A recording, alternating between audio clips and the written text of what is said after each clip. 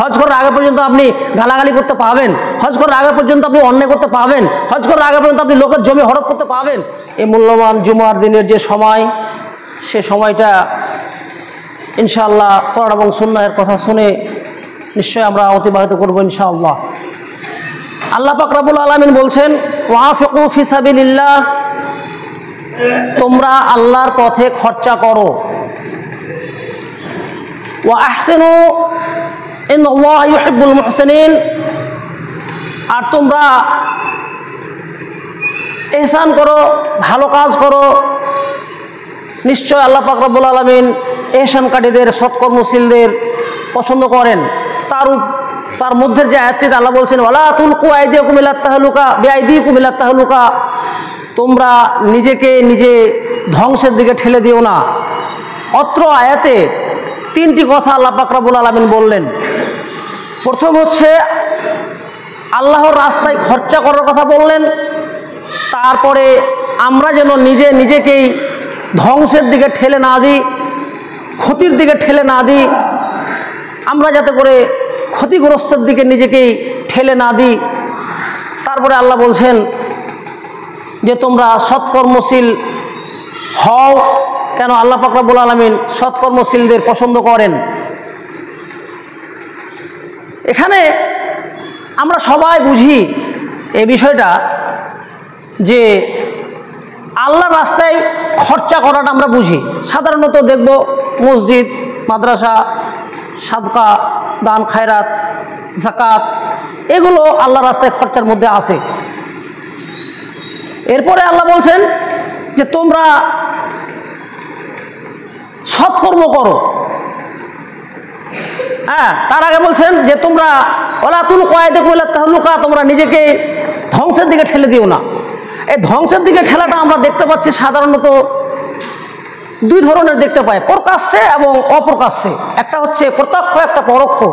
প্রত্যক্ষ যেটা, সেটা হচ্ছে মানুষ কেউ যদি ফাঁসি দিয়ে মারা যায়, বিষ খেয়ে মারা যায়, জাম দিয়ে মারা যায়, তাহলে আমরা এটা প্রত্যক্ষ দেখতে পাচ্ছি যে এই লোকটা পাপী। আর একটা হচ্ছে পরোক্ষ, যেটা আমরা দেখতে পাই না। বিশ্ব সংস্থা হেলথ অর্গানাইজেশন যেটা রয়েছে, ওয়ার্ল্ড হেলথ অর্গানাইজেশন, তাদের মতে 2005-এর হিসাব অনুযায়ী বিশ্বের 40 লক্ষের বেশি মানুষ নিজেকেই কিলিং করছে, হত্যা করছে, ধ্বংসের দিকে ঠেলে দিচ্ছে। সেটা হচ্ছে তামাক জাতীয় বা নাশা জাতীয় বা ক্ষতিগ্রস্ত কারক, যেগুলো শরীরকে ক্ষতি করে, সে সমস্ত দ্রব্যগুলি খেয়ে ধ্বংস করে দিচ্ছে। তাহলে আল্লাহ পাক রব্বুল আলামিন দুটো জিনিস এখানে বললেন। দুটোর পরে তৃতীয় নম্বরে এসে আল্লাহ বলছেন যে তোমরা সৎকর্মশীল হও। কেন? সৎকর্ম করো, সৎকর্মশীলদের আল্লাহ পছন্দ করেন। সৎকর্ম কি ভাই? সৎকর্ম হচ্ছে মানুষকে ভালোর দিকে আহ্বান, কোরআন সুন্নাহ অনুযায়ী চলা, 5 ওয়াক্ত নামাজ পড়া, এগুলো আমরা সবই বুঝি।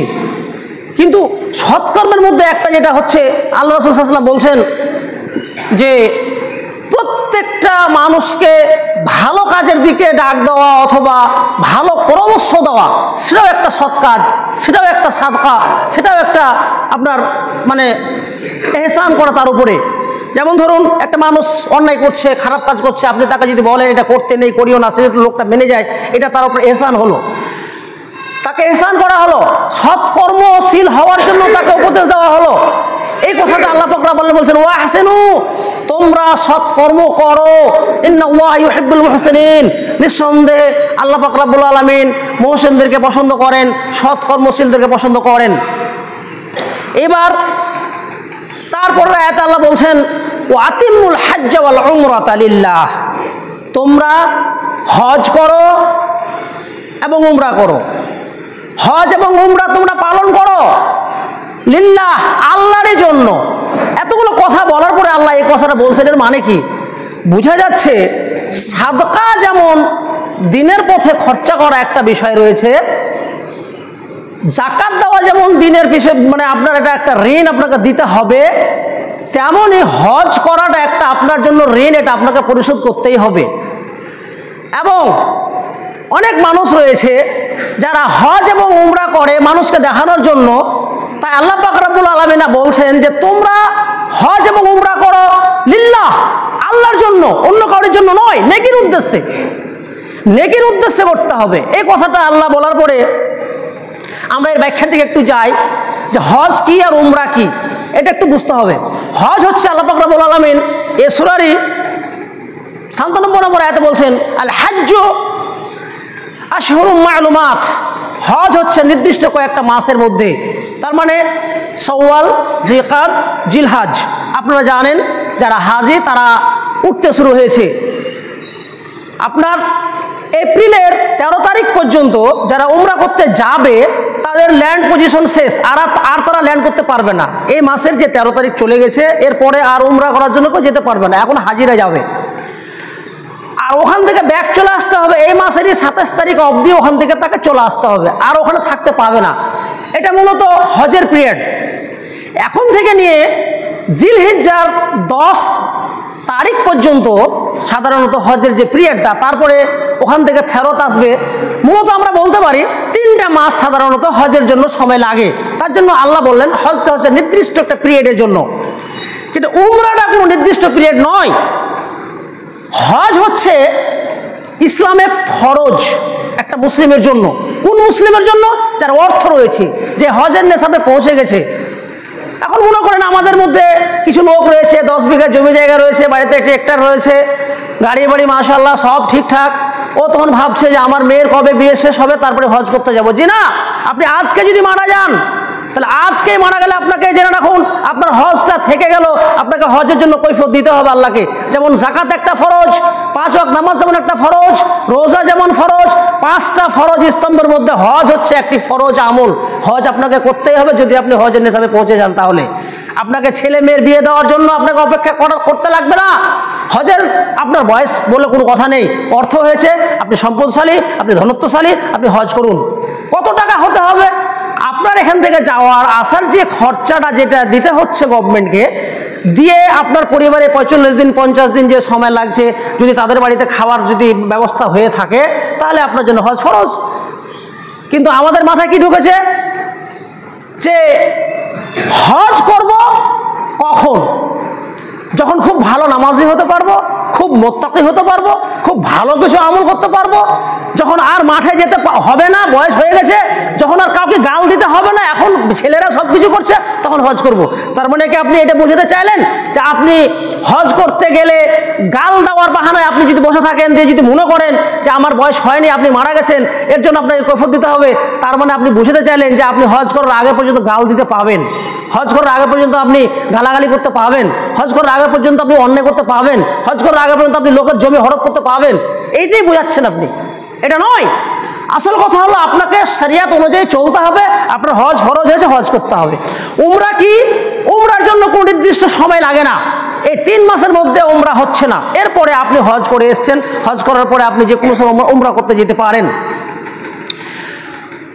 আপনার রমজান মাসে কেউ যদি উমরা করতে যায় তাহলে পারে আল্লাহ রাসূল সাল্লাল্লাহু আলাইহি ওয়াসাল্লাম বলছেন যে ও হজের সমান নেকি পাবে।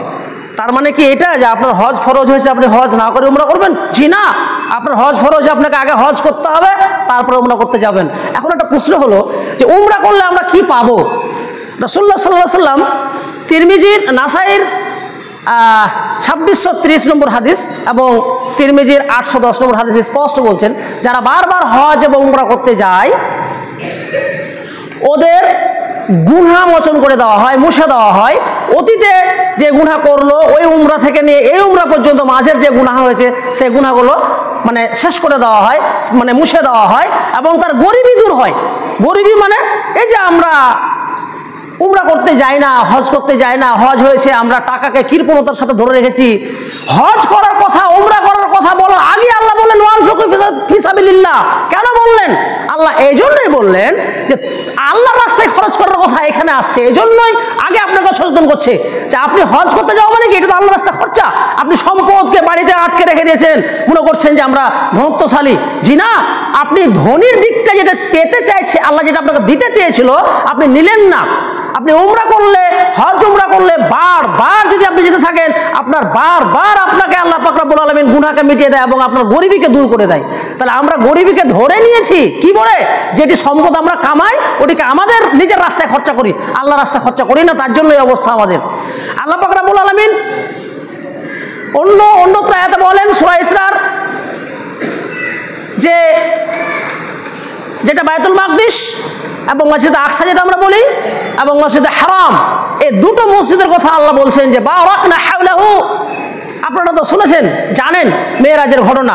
আল্লাহ রাসূল সাল্লাল্লাহু আলাইহি সাল্লামকে যে মেয়েরাজ করা হয়েছিল, মসজিদে আকসাতে নিয়ে গিয়ে যে নবীদেরকে নিয়ে নামাজ পড়া হয়েছিল, সেই মসজিদে আকসা দুর্ভাগ্যবশত আমাদের ইমানের দুর্বলতায় হোক বা আমাদেরকে আল্লাহ পরীক্ষা করছেন হোক, আমাদের সেই জায়গাটাকে এখন বর্তমানে ইসরায়েল দখল করে রেখেছে। সেই জালেম সম্প্রদায় ইহুদি আমাদের সেই জায়গাটা দখল করে রেখেছে, সেই জায়গাটাকে তাদের হস্তে চলে গেছে। যাই হোক, তারপরও যেতে পারছে মানুষ, এখন যেতে পারছে না, যুদ্ধ বিধ্বস্ত এরিয়া, এখন যুদ্ধ চলছে, সেখানে আর যাওয়া যাচ্ছে না।